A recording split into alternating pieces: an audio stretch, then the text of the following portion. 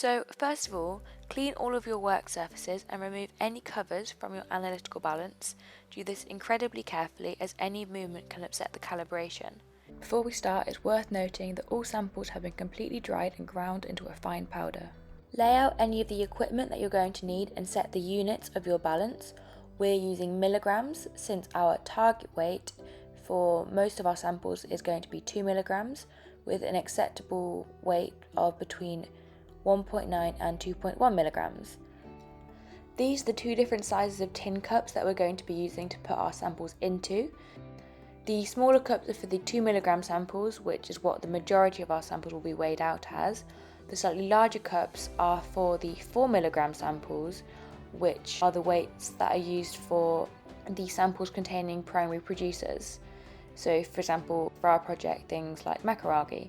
The reason for having the larger sample for primary producers is that the stable isotopes are present in lower amounts, so we need a larger sample to get a big enough signal. Next, zero the balance using whatever vessel you're going to be weighing your sample into.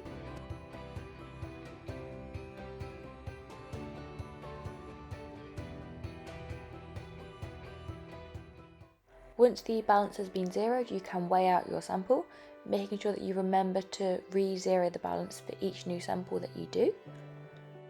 Whilst weighing out the sample into the tin cup, it can be really useful to stabilise the cup with a pair of forceps, making sure that you always use smooth areas of the forceps. Once you've weighed out your sample correctly, leave the tin cup in the balance and use the smooth parts of the forceps to gently crimp or seal the top part of the tin cup and gently remove it from the balance and lay it flat onto your work surface. And as you do so, fold down the top couple of millimeters of the tin cup, sealing it shut.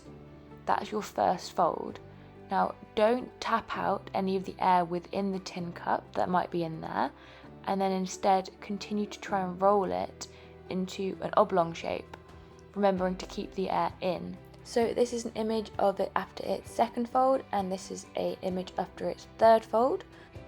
And after you've folded this 3 times, you can start to fold it down the other way, almost how a snail shell is coiled, making sure not to tear the tin cup and lose any of your sample. And then gently roll this round, so it's again maybe 3 times, depending on the size of your tin cups that you're using. Finally, using 2 pairs of forceps, compress your sample into a cube shape, making sure there are no sharp edges that may catch whilst it's being processed. The last step is to transfer your sample into the correct space on the sample tray and to double check the recorded details for your sample. Thank you very much for watching, and I hope this was helpful.